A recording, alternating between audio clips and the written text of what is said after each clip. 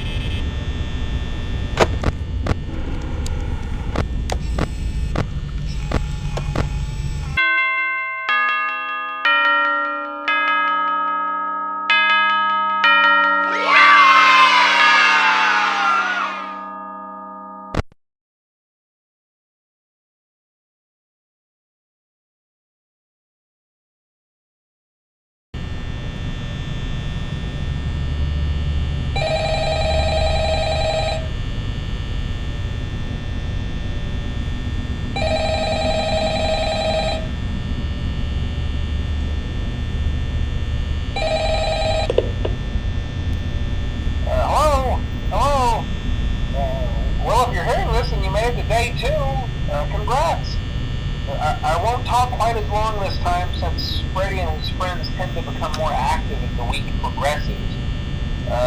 It might be a good idea to peek at those cameras while I talk, just to make sure everyone's in their proper place, you know. Interestingly enough, Freddy himself doesn't come off stage very often. I've heard he becomes a lot more active in the dark, though, so hey, I guess that's one more reason not to run out of power, right? I also want to emphasize the importance of using your door lights. There are blind spots in your camera views, and those blind spots happen to be right outside your doors. So if you can't find something or someone on your cameras, be sure to check the door light. You might only have a few seconds to react. Not that you would be in any danger, of course. I'm not implying that. Also, check on the curtain in Pirate Cove from time to time. The character in there seems unique in that he becomes more active if the cameras remain off for long periods of time. I guess he doesn't like being watched. I don't know. Anyway, I'm sure you have everything under control. Talk to you soon.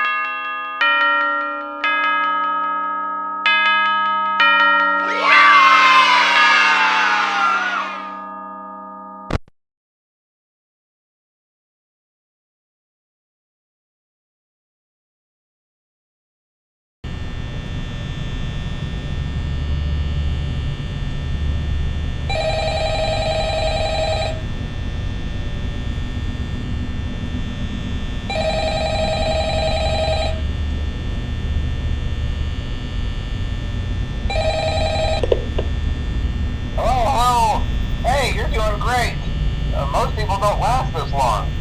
I mean, you know, they usually move on to other things by now. I'm not implying that they died. That's not what I meant. Anyway, I better not take up too much of your time. Things start getting real tonight. Hey, listen, I had an idea. If you happen to get caught and want to avoid getting stuffed into a Freddy suit, try playing dead. You know, go limp. Then there's a chance that maybe they'll think that you're an empty costume instead. Then again, if they think you're an empty costume, they might try to stuff a mental skeleton into you. I wonder how that would work. Yeah, never mind. Scratch that. It's best just not to get caught. Okay, I'll leave you to it. See you on the flip side.